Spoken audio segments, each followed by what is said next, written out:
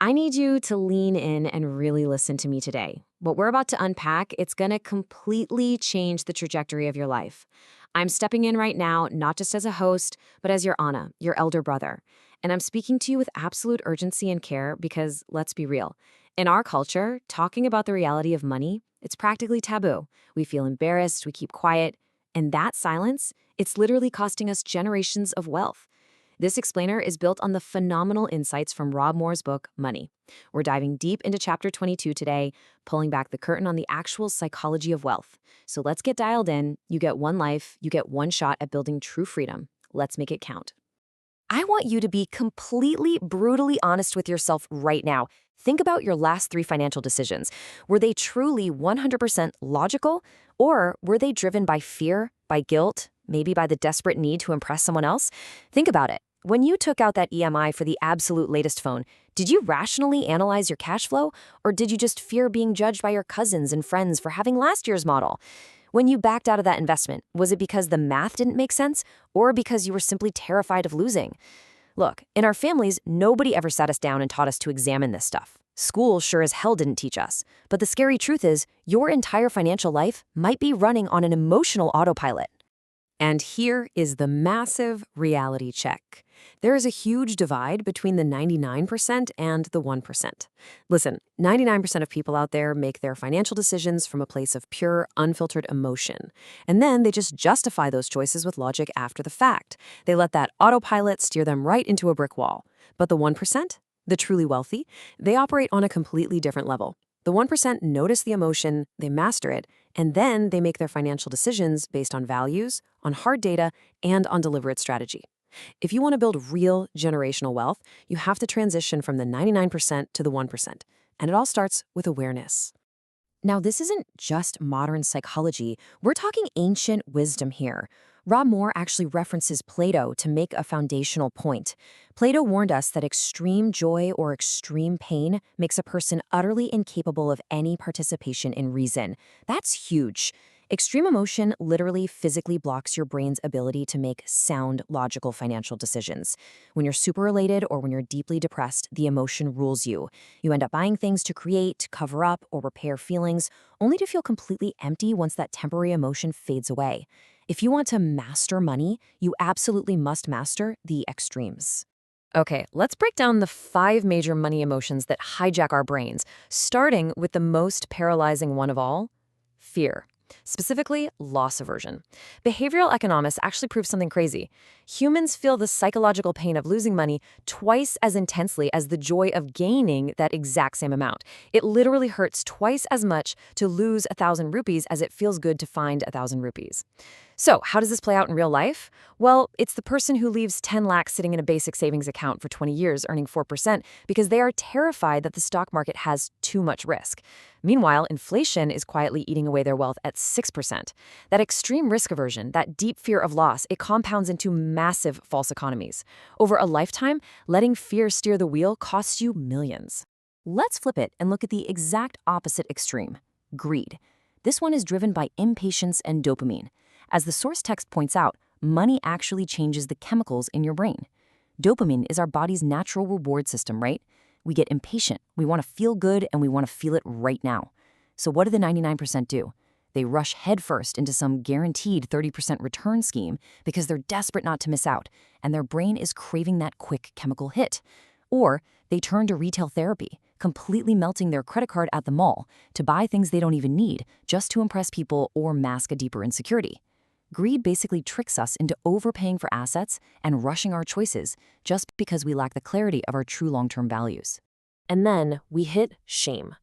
This one is deeply, deeply personal. Rob Moore establishes a brutal but totally necessary truth. If you have a low self-worth, you will forever have a low net worth. Shame is what happens when you allow your past mistakes or the social judgments of other people to artificially lower your market value. It's the talented professional who works tirelessly, day in and day out, but never negotiates their salary because a little voice inside says, I don't have enough experience. Who am I to ask for more? Listen to me. If you don't believe in yourself, if you are carrying shame around your identity, you are never going to charge fair exchange for your value. You will constantly, endlessly undersell yourself. Next up is guilt. And man, this is an absolute silent killer, especially if you are a first-generation wealth builder. The source material describes this really painful cycle where people spend money completely unconsciously just to relieve feelings of inadequacy. Maybe you feel guilty because you suddenly out-earn your parents or your cousins. So what happens? Subconscious self-sabotage. You start making really flippant decisions. You stop focusing. You actually repel the cash flow because deep down the guilt is making you feel like you don't even deserve the success.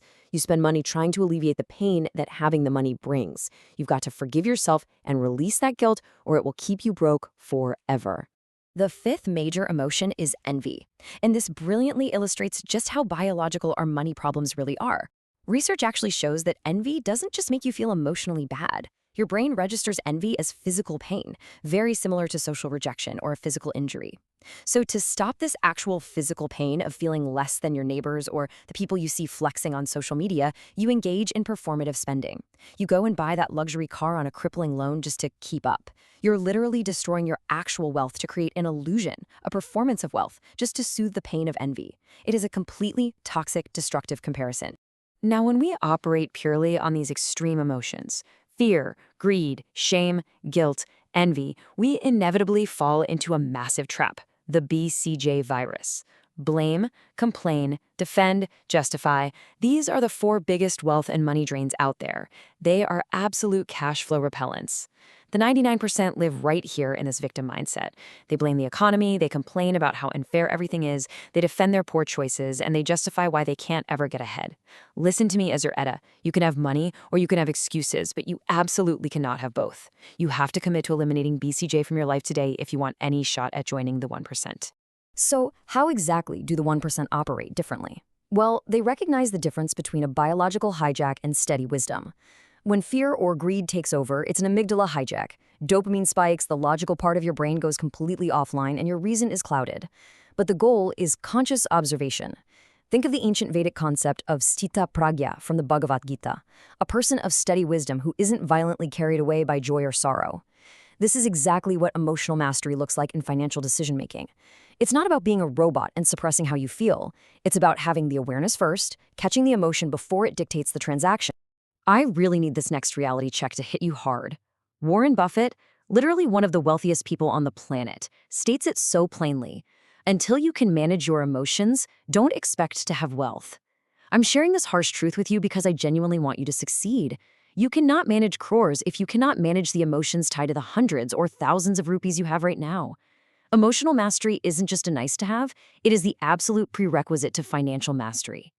To actually put that into practice, Rob Moore gives us the 2 golden rules of money, and I want you to burn these into your memory right now.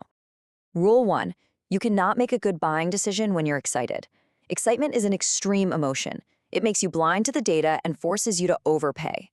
Rule 2, you cannot make a good selling decision when you're afraid. Fear forces you to panic sell at the absolute bottom and lock in your losses. The 99% break these rules constantly. They buy at the top out of excited greed, and they sell at the bottom out of terrified fear. But the 1%, they live by these rules. So what's the actual actionable cure here? How do you step up and become the 1%? It's all about the pause strategy. Step 1, observe the emotion without judgment. Catch it before it turns into a decision. Literally say to yourself, okay, I am feeling intense envy right now, and that's why I want to buy this car. Step 2, wait. Just wait. Do not make a rash decision. Give that extreme emotion time to fade out so your reason can come back online. Step 3, link the spending or investing to your true values. Ask yourself, does this decision actually serve my highest long-term goals, or is it just feeding a temporary emotion? Let me tell you, that simple pause, catching the feeling, waiting, and checking the data, that pause is worth millions of rupees over your lifetime. Guys, this is your one life. This is your one shot to be limitless. Today, we've uncovered the invisible strings that have been pulling your financial autopilot. Now, I have a serious challenge for you. Out of the 5 emotions we just covered, fear, greed, shame, guilt, or envy, which one most controls your financial decisions? I want you to go down into the comments right now and just name it. Call it out. Because the second you name it, you take your power back. That awareness alone starts changing the dynamic. Don't let your unexamined emotions be the enemy of your wealth anymore. Take the wheel back. Make the choice. I'll see you in the next explainer.